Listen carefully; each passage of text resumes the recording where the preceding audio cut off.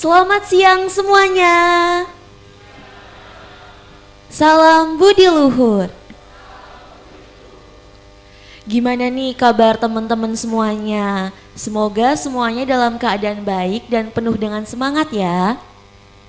Beri tepukan yang gemuruh dulu dong untuk kita semua.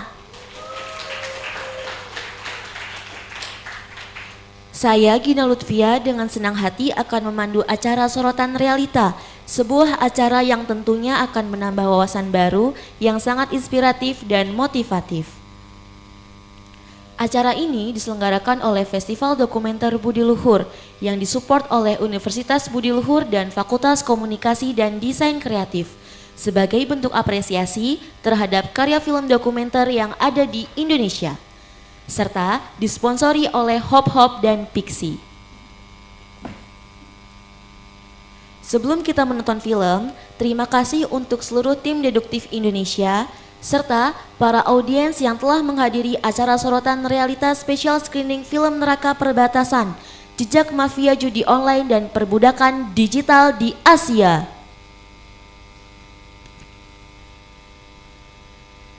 Sebelum memasuki acara screening, saya akan membacakan beberapa peraturan ketika acara berlangsung dan wajib teman-teman patuhi ya.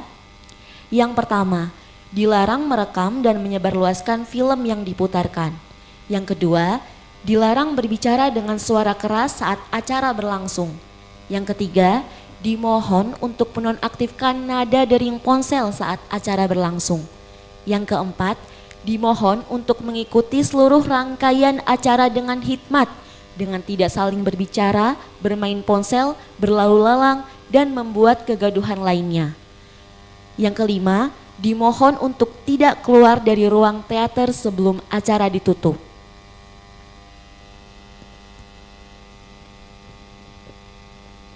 Tidak berlama-lama, tibalah saatnya kita akan menonton film Neraka Perbatasan, Jejak Mafia Judi Online dan Perbudakan Digital di Asia. Film ini merupakan film garapan dari Deduktif Indonesia yang disutradarai, diproduksi, ditulis hingga diriset oleh Kak Kelana Wisnu. Film ini masuk ke dalam nominasi film pendek terbaik Festival Film Indonesia 2024. Oke, beri tepuk tangan yang gemuruh. Oke, langsung saja. Kita akan lanjut untuk menonton film Neraka Perbatasan, Jejak Mafia Judi Online dan Perbudakan Digital di Asia. Selamat menyaksikan. Pintu teater Universitas Budi Luhur telah dibuka. Selamat menyaksikan screening film Festival Dokumenter Budi Luhur 2025.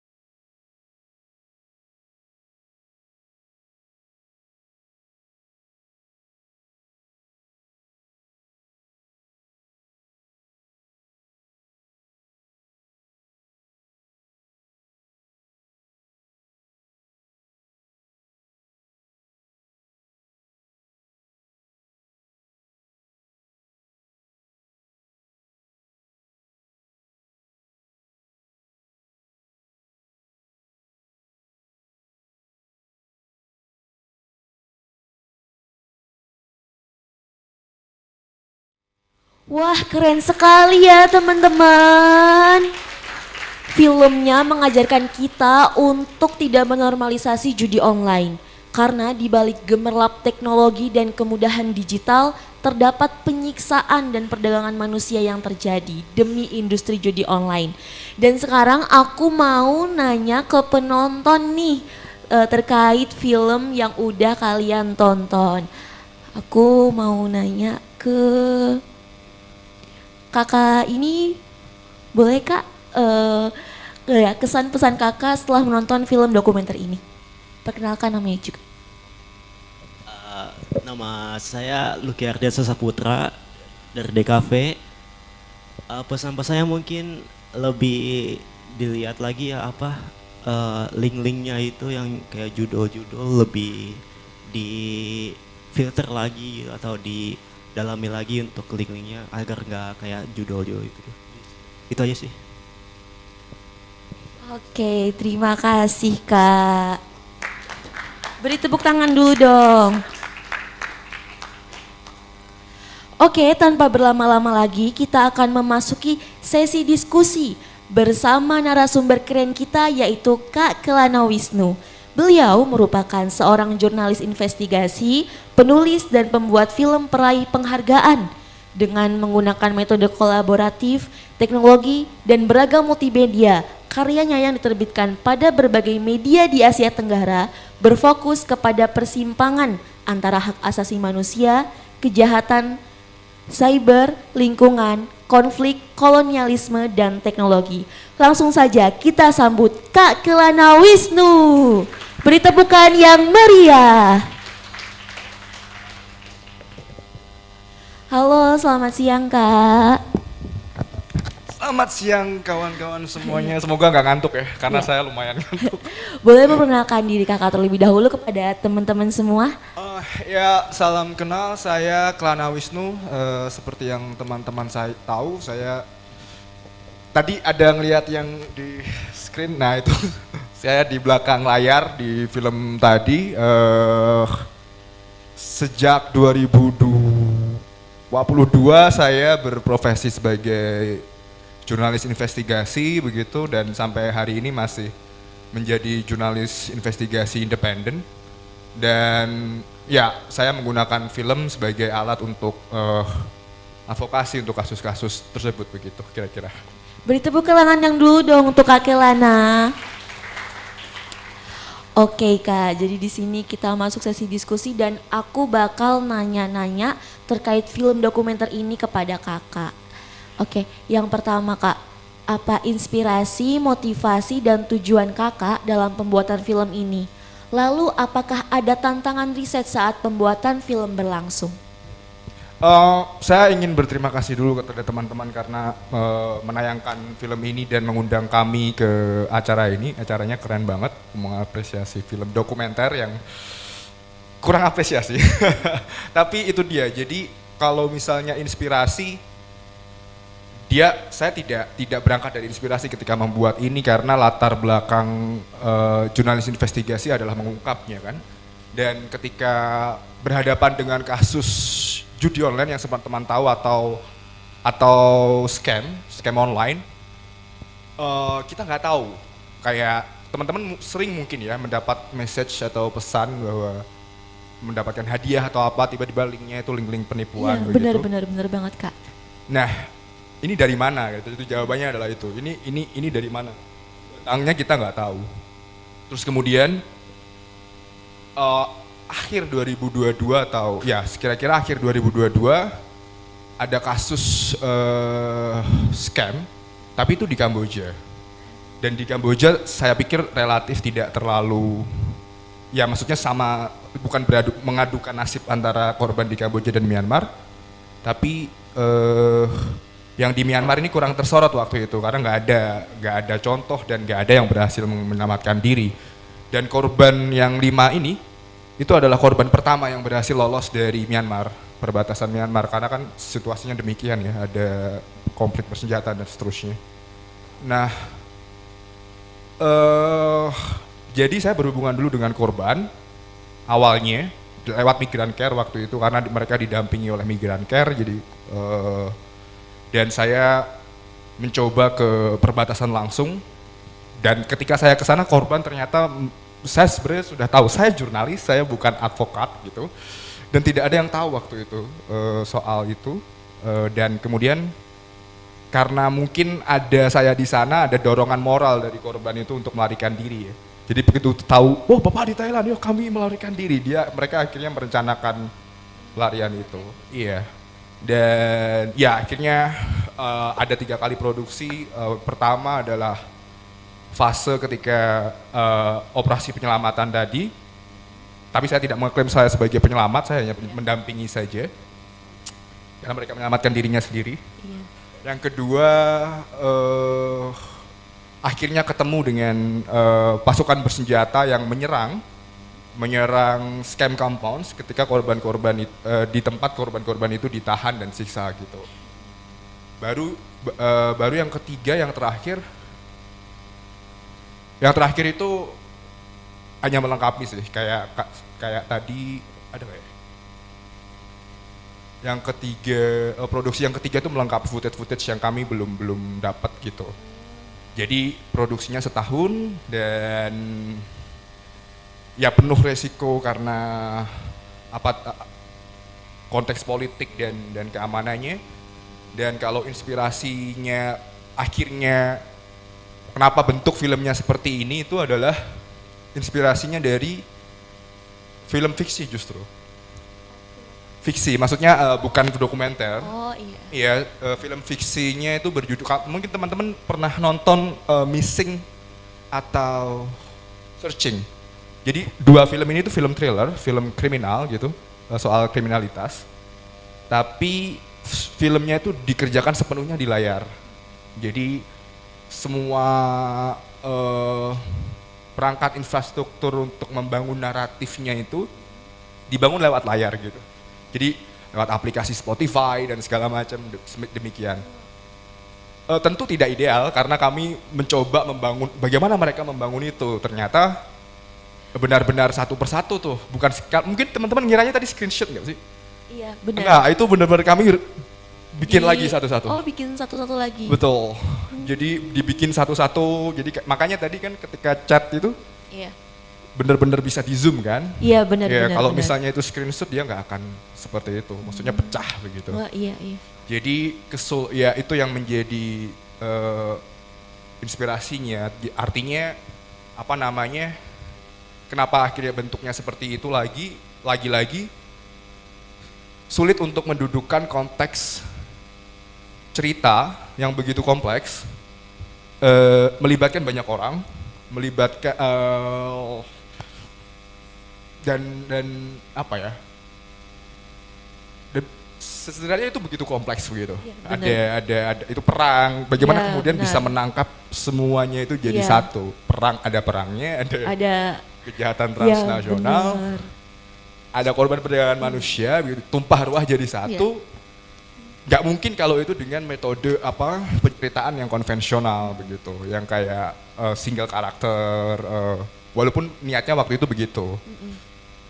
Ternyata enggak, karena kalau misalnya saya berhasrat dulu membuat juga yang kayak begitu, maksudnya dengan metode mengikuti seorang gitu, masuk ke Myanmar begitu, karena ini juga masuk ke Myanmar, tapi nggak mungkin untuk menangkap semua tadi konteks-konteks yang saya pengen lihatkan begitu, terutama untuk menjelaskan, bukan untuk menjelaskan ya, untuk memperlihatkan bagaimana infrastruktur kejahatan siber lintas negara itu gitu. Makanya tadi kami memilih metode dengan membongkar jaringannya lewat digital dan seterusnya. Jadi sesederhana bahwa bagaimana kami menemukan ini semua itu tuh cuma hanya berasal dari satu alamat website tadi yang diberikan oleh korban. Iya. ETHMP, itulah ya.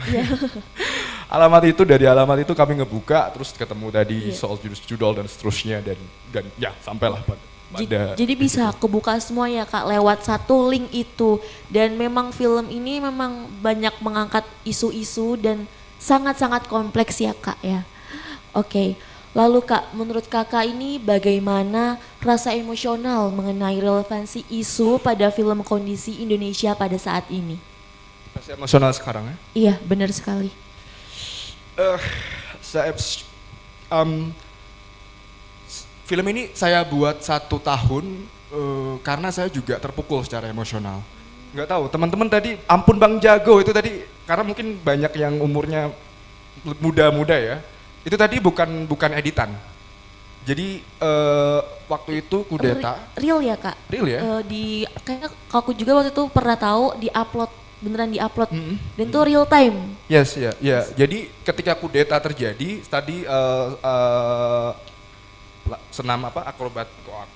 Aerobik. Iya, senam aerobik. Ya, instruktur aerobik tadi itu memang memakai lagu Ampun Bang Jago karena waktu itu viral sampai di Myanmar. Nah, ketika dia sedang live atau kalau nggak salah, di belakangnya itu ada kudeta militer itu tadi itu. Jadi makanya kenapa kok tadi kami menaruhnya di belakang? Karena untuk memperlihatkan baik sedekat apa kita dengan Myanmar, seolah-olah kita nggak dekat sebenarnya. Tapi kita masih sangat dekat. Buktinya lagu itu adalah soundtrack kudeta gitu.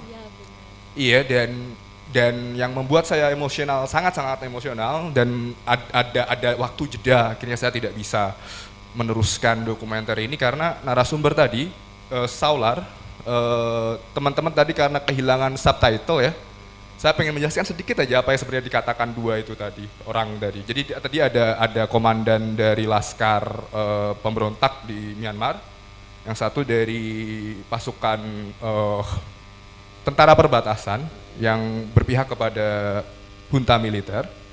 Apa yang dibilang tadi oleh Saular, mereka menyerang Suekoko karena tempat itu adalah pusat kriminalitas yang mendukung junta militer dan kejahatan yang ada di Myanmar dan membuat orang-orang Myanmar tersiksa begitu kan. Kemudian yang satunya tadi Kapten BGF itu dia mengkonfirmasi bahwa aliran-aliran dana dari perjudian online ataupun kejahatan lintas negara yang ada di Myanmar itu juga mengalir ke junta militer. Iya, ke pejabat-pejabat juga. Persis. Kembali lagi ke Saular. Iya. Kenapa begitu emosional? Karena kami ketika masuk ke Myanmar, saya masuk ke Myanmar waktu itu dengan orang lokal sana tentu saja, reporter dari Myanmar juga, Aung Naing Soe namanya. Nah, Saular lah yang memberikan kami akses begitu.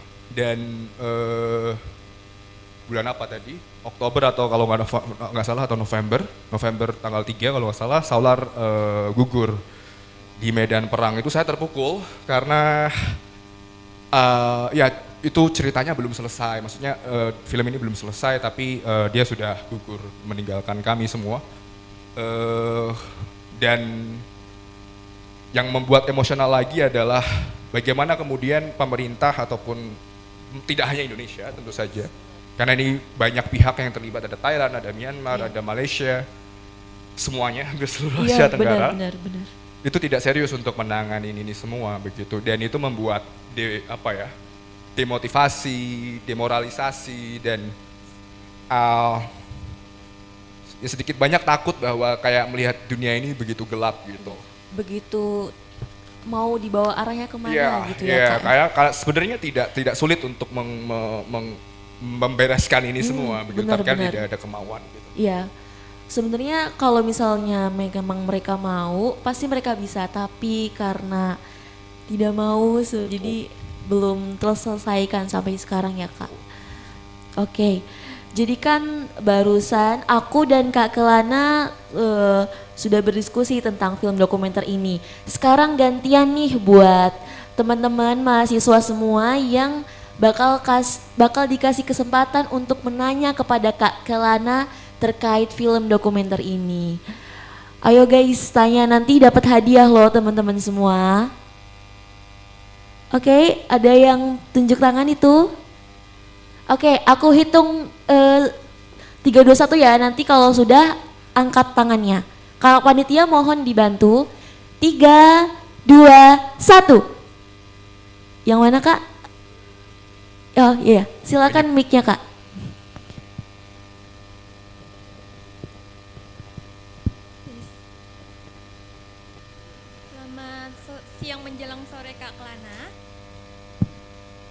Saya Erviana dari Prodi DKV ingin bertanya mengenai seputar film tadi.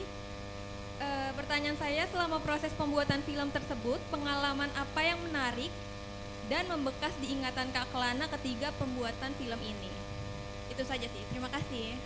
Oke, terima kasih Kak Viana. Silakan boleh Kak Kelana menjawab pertanyaan dari Kak Viana. Ya, yang paling membekas adalah waktu itu ketika tadi, ya intinya pas ketika footage itu diambil ya, khususnya yang waktu malam, itu saya tidur di kebun di perbatasan, di Myanmar, di sungai,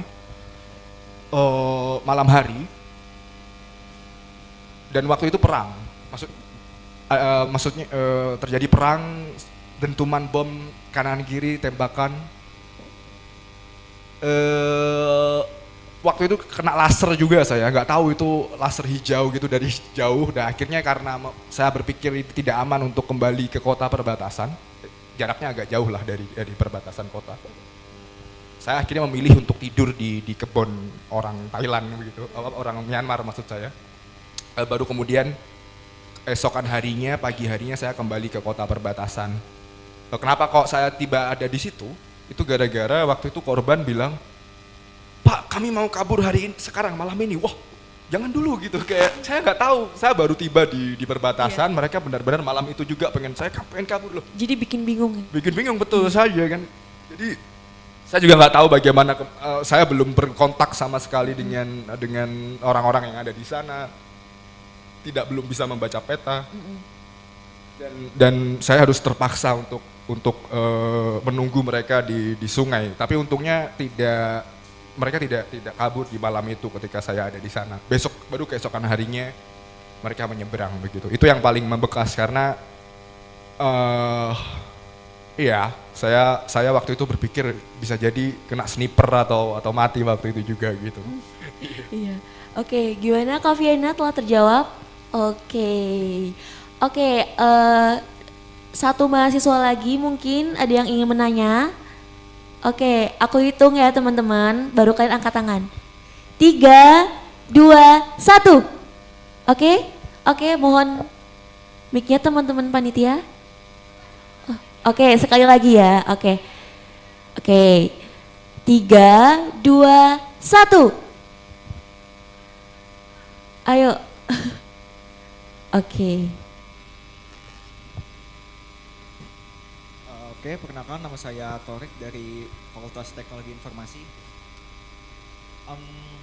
Sebenarnya saya langsung ke pertanyaan saya aja sih, ke Kak Lana. Kakak ini kan membuat sebuah film dokumenter tentang para korban yang mungkin bisa dibilang itu terjebak di antara kriminalitas negara luar, dan untuk kabur itu sangat susah. Yang jadi pertanyaan saya adalah, apa ada pihak-pihak tertentu ataupun orang-orang yang tertentu yang menjadi dukungan bagi Kak Kelana dan tim untuk membuat film dokumenter ini? Karena saya lihat tuh ini menyangkut dari negara-negara luar juga kan, bukan hanya Indonesia, yang takutnya menyinggung hubungan antara negara gitu. Karena pun ini formatnya film, bukan postingan ataupun feed Instagram, jadi yang pasti sudah lebih resmi. Ya itu pertanyaan saya sih, apakah ada pihak tertentu yang menjadi ibarat kata backingan gitulah bagi backingan ya? Iya, bagi Kak Kelana dan tim. Jadi sih, terima kasih. Oke, silakan Kak Kelana. Terima kasih, pertanyaannya bagus. Backingan saya rakyat. Bercanda. Ya, nggak ada backingan politikus ataupun siapapun gitu ya. Tapi begini, bahwa film ini mungkin hadir di depan kita semua itu karena kerja tidak hanya saya, kolektif tentu saja. Iya. Banyak juga komunitas masyarakat sipil yang bekerja di dalam itu gitu, kayak misalnya organisasi yang membantu migran di perbatasan Thailand begitu. Juga organisasi-organisasi yang tingkatannya regional ataupun internasional seperti yang organisasi PBB khususnya, misalnya IOM, International Office of Migrations, Terus apalagi ya selain IOM, karena IOM ini yang kemudian membantu korban untuk mengidentifikasi statusnya mereka sebagai korban perdagangan manusia. Dan kemudian ada juga PBB kami juga bekerja sama dengan UNODC, United Nations Office of Drugs and Crimes, PBB. Jadi itu. Tapi kalau misalnya negara begitu ya, politikus atau eksekutif gitu tidak ada saya pikir, karena ya tadi kan saya ada beberapa menyebut nama-nama politikus besar dari Malaysia dan itu belum semua begitu. Ada juga yang lain misalnya dari Thailand yang tidak disebut. Dan sedikit saja cerita mengenai impact-nya setelah film ini tayang. Ini viral di Malaysia.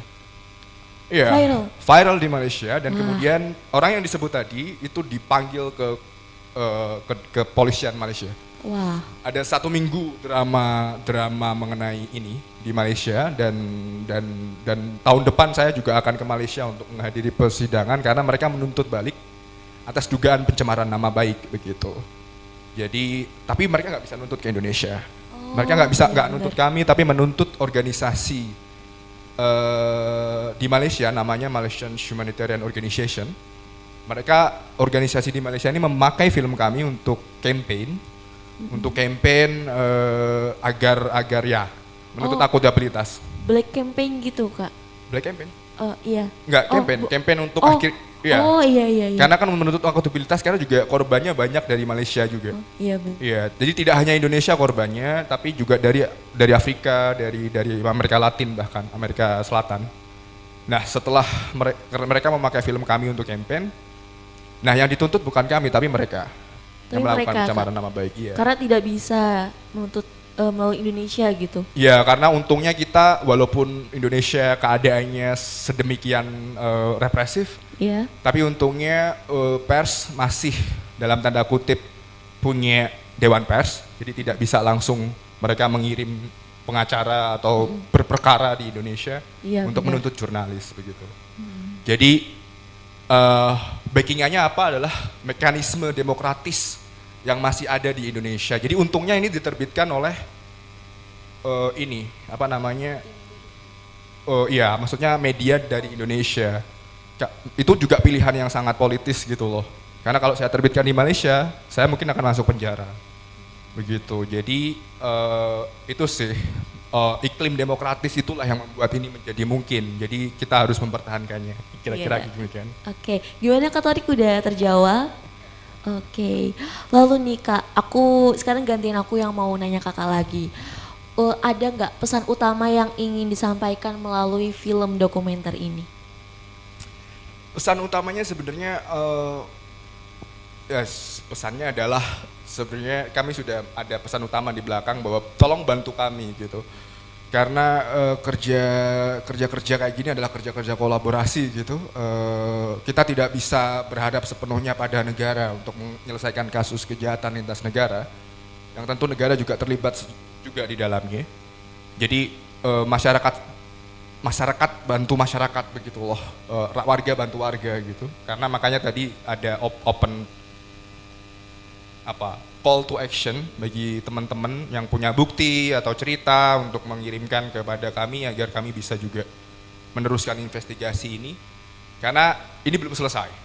Jadi investigasi ini belum selesai, kami masih berlanjut, ada sequel selanjutnya.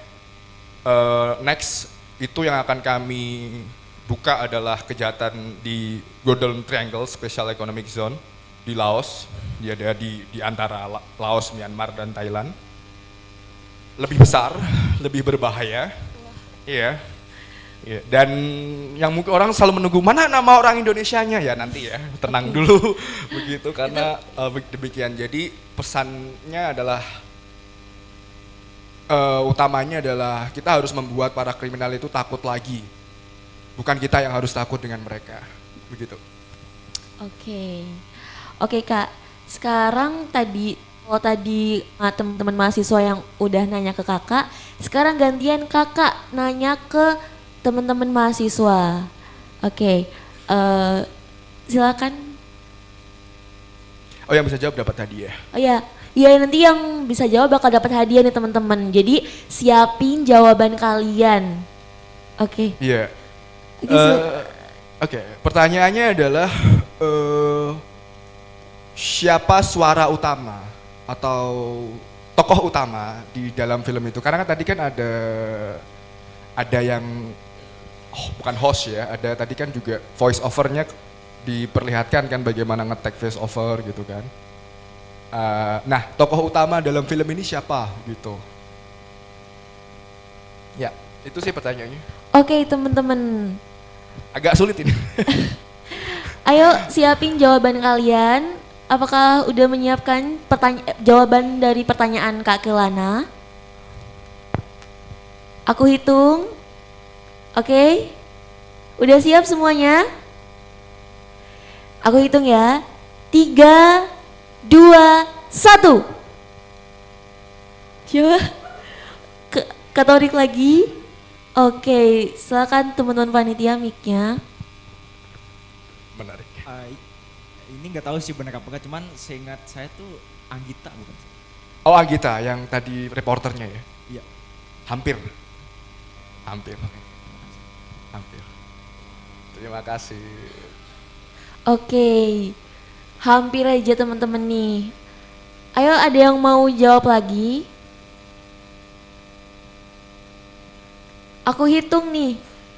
Ayo dong dapat hadiah loh teman-teman. Kasih clue ya, aku kasih clue Ya, ya. coba kasih clue. Clue-nya adalah layar. Layar. Jadi tokoh utamanya itu layar. Layar. Iya. Lumayan susah kayaknya deh Kak pertanyaannya ya.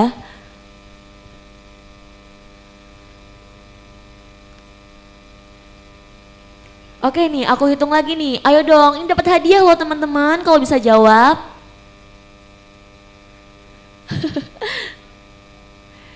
Dan satu lagi deh. Satu lagi, oke. Tokoh utamanya tidak ada nggak ngomong sama sekali. Tidak mudah itu.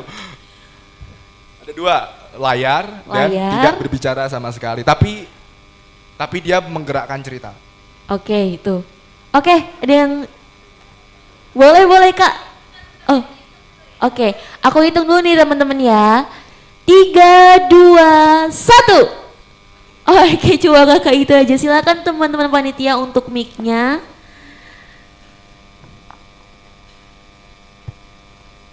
Selamat sore Kak Kelana. Jadi aku langsung aja jawab. Mungkin jawabannya Kak Kelana Wisnunya sendiri. Yeay. Ya betul. Tapi sebenarnya saya adalah tokoh utama, bukan begitu. Tapi adalah cerita itu digerakkan oleh orang yang ada di balik layar itu loh.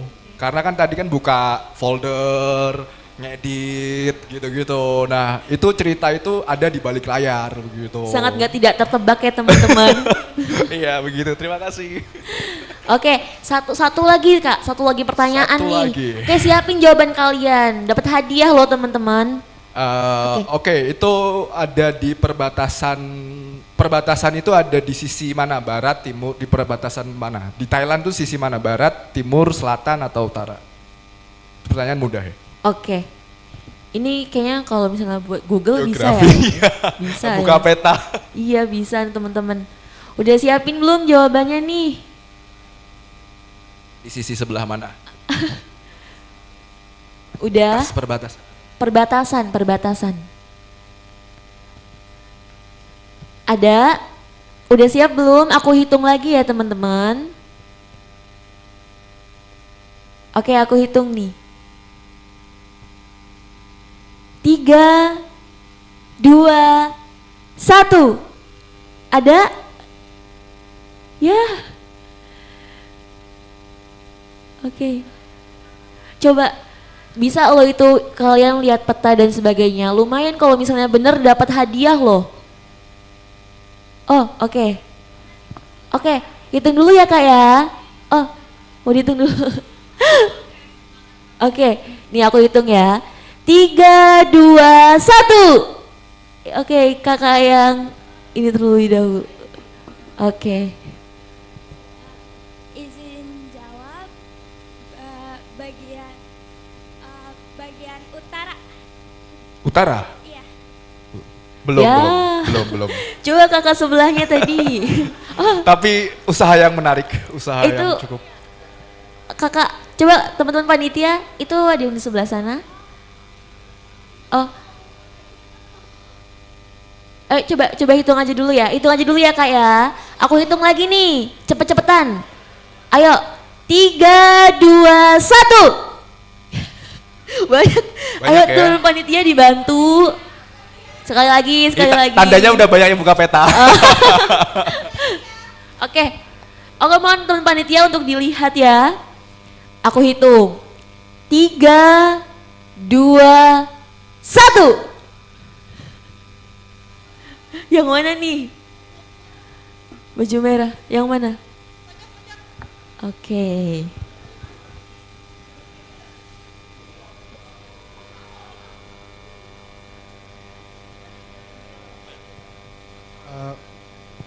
Perkenalkan, saya Revan Ardiawan, ingin izin menjawab.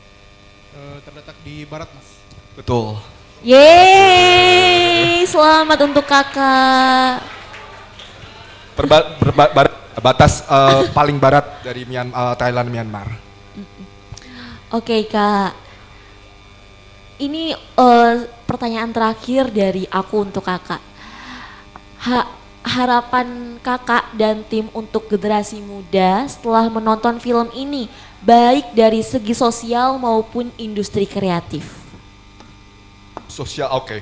Untuk sosial tentu kami menginginkan banyak teman-teman muda yang memang akhirnya kemudian tertarik untuk terlibat terlibat langsung ya dengan isu-isu seperti ini, karena isu-isu seperti ini sangat mendesak dan keterlibatan anak-anak muda itu menentukan. Saya juga tidak menganggap bahwa saya tua sih, saya juga masih muda. Jadi ya saya pengen teman-teman lebih banyak terlibat ke dalam hal-hal seperti ini, lebih peduli, lebih aware gitu, dan menjadi motor utama dalam mengatasi permasalahan yang sebenarnya udah menjadi pandemik sih ya, sebenarnya bisa dikatakan ya. Cuman kita tidak melihat langsung aja dampaknya di depan mata. Mungkin banyak yang terdampak judi online dan seterusnya di sekitar kita. Dan untuk industri kreatif tentu saja bahwa banyak cerita yang bisa untuk diangkat, banyak seperti ini gitu ya, yang untuk menyadarkan lewat daya imajinatif kita begitu. Tapi satu hal, bahwa hal-hal seperti ini tuh harus dikerjakan dengan sensitif, karena kita bersinggungan langsung dengan korban, langsung dengan masalah itu sendiri. Kita tidak bisa eksploitatif ataupun ekstraktif gitu ya, hanya ambil kemudian pergi begitu. Jadi sebisa mungkin ketika mengerjakan hal-hal ini juga terlibat di dalam upaya untuk advokasinya begitu kira-kira. Ya. Iya. Tapi kalau untuk yang segi industri kreatif kak. Tadi bagaimana kemudian industri kreatif lebih sensitif dan melihat cerita-cerita seperti ini sebagai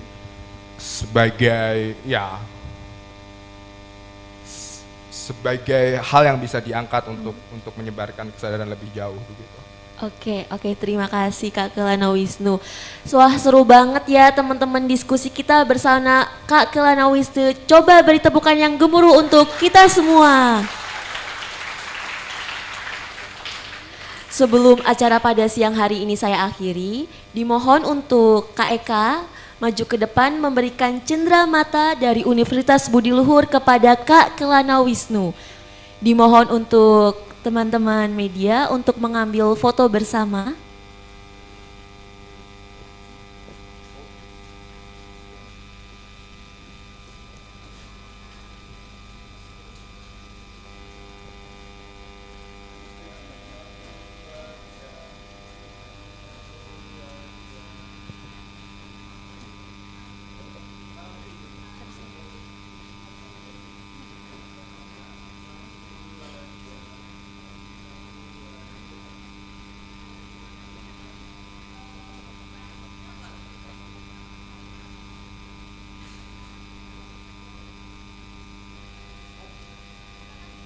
Oke, jadi ada pengumuman yaitu mahasiswa interaktif di acara kita pada hari ini. Dan untuk Kak Kelana nanti membagikan hadiahnya kepada teman-teman semua.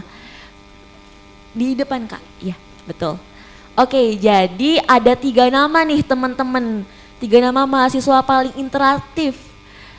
Yang pertama ada Kak Torik. Ya, coba tepukan tangannya meriah untuk Kak Torik. Yang kedua ada Kak Tasya. Beri tepuk tangan yang meriah untuk Kak Tasya. Dan yang ketiga yaitu ada Kak Revan. Mana Kak Revan?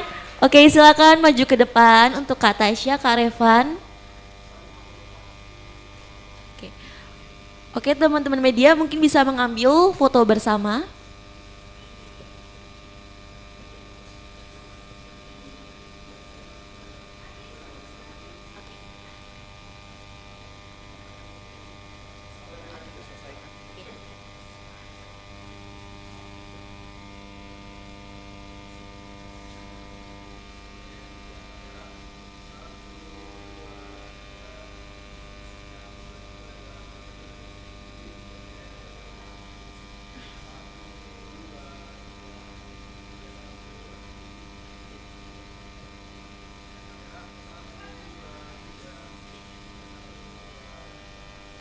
Yeay, beri tepuk tangan yang dulu dong untuk yang meriah. Oke. Silakan ya Kak Kelana untuk duduk kembali. Sampailah kita di penghujung acara. Sebelum saya dan panitia pamit, kita akan melakukan sesi foto bersama. Dan untuk teman-teman silakan untuk maju ke depan dan berdiri teman-teman semua. Rapatkan bariskannya juga ya teman-teman, kita bakal foto bersama. Dan untuk teman-teman media mohon untuk difoto.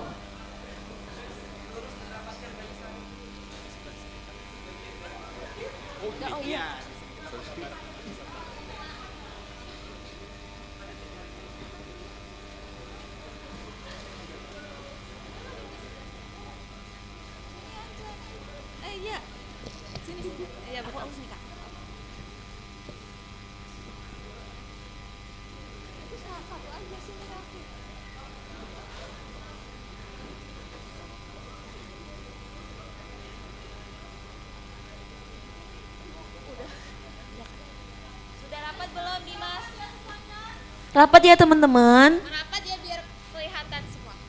Oke? Oke.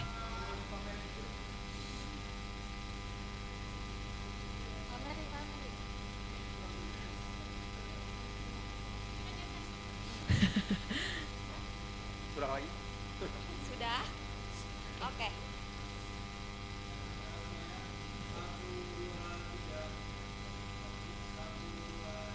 Salam budi luhur.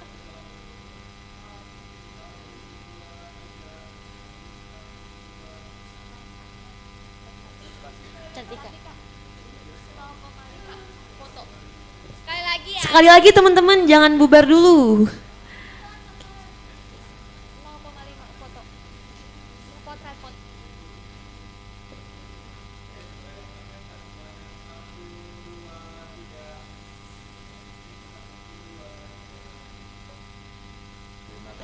Oke, terima kasih. Terima kasih banyak kepada tamu undangan dan peserta yang sangat hikmat mengikuti seluruh rangkaian acara ini. Semoga kita semua bisa bertemu di lain kesempatan dan terima kasih kepada Universitas Budi Luhur serta Fakultas Komunikasi dan Desain Kreatif atas suportifnya dalam penyelenggaraan seluruh rangkaian Festival Dokumenter Budi Luhur 2025. Sampai jumpa dan salam Budi Luhur.